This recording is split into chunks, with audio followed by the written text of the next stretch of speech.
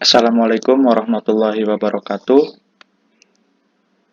Kami dari F18A akan mempresentasikan materi Instrumental Process Model yang beranggotakan Ahmad Saiful Rahman, Ahmad Jalani, dan Muhammad Amirullah. Langsung saja kita ke materi yang pertama. Di sini ada pengertian. Pengertian model instrumental menggabungkan elemen-elemen model sequential linear diimplementasikan secara berulang dengan filosofi prototype interaktif. Model ini memakai urutan-urutan linear di dalam model yang membingungkan. Seiring dengan laju waktu kalender, setiap urutan linear menghasilkan pertambahan perangkat lunak yang kemudian dapat disampaikan kepada pengguna. Contoh penggunaan instrumental model. Misalnya perangkat lunak pengolah kata yang dikembangkan dengan menggunakan paradigma penambahan akan menyampaikan manajemen file dasar, editing serta fungsi penghasilan dokumen pada penambahan pertama, kemudian editing dan kemampuan penghasilan dokumen yang lebih canggih pada pertambahan kedua. Pengecekan spelling dan tata bahasa pada pertambahan ketiga, serta kemampuan pengaturan halaman tingkat lanjut pada tahap pertambahan keempat. Harus dicatat bahwa aliran proses untuk berbagai pertambahan tersebut dapat menggabungkan paradigma prototype.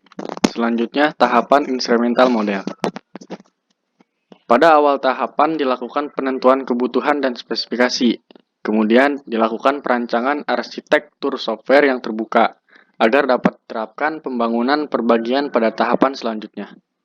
Yang kedua, requirement adalah proses tahapan awal yang dilakukan pada instrumental model adalah penentuan kebutuhan dan analisis kebutuhan. Yang ketiga, specification adalah proses spesifikasi di mana menggunakan analisis kebutuhan sebagai acuannya. Yang keempat, arsitektur desain adalah tahap selanjutnya, perancangan software yang terbuka agar dapat diterapkan sistem pembangunan perbagian pada tahapan selanjutnya. Nah, yang kelima, code. Setelah melakukan proses desain selanjutnya ada pengkodean. Dan yang terakhir, tes merupakan tahap pengujian dalam model ini. Karakteristik instrumental. Yang pertama, kombinasikan elemen-elemen dari waterfall dengan sifat iterasi atau perulangan. Yang kedua, elemen-elemen dalam waterfall dikerjakan dengan hasil berupa produk dengan spesifikasi tertentu.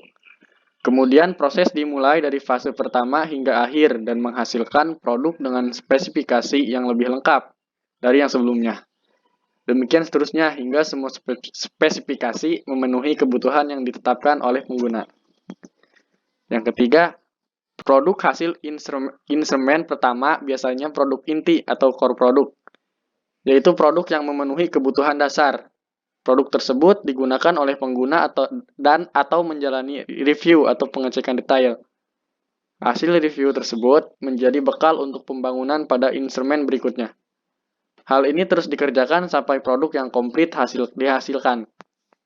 Yang keempat, model ini cocok jika jumlah anggota tim pengembang atau pembangun PL tidak cukup, mampu mengakomodasikan perubahan secara fleksibel. Yang keenam, produk yang dihasilkan pada instrumen pertama bukanlah prototype, tapi produk yang sudah bisa berfungsi dengan spesifikasi dasar. Yang ketujuh, mungkin terjadi kesulitan untuk memetakan kebutuhan pengguna ke dalam rencana spesifikasi masing-masing hasil instrumen.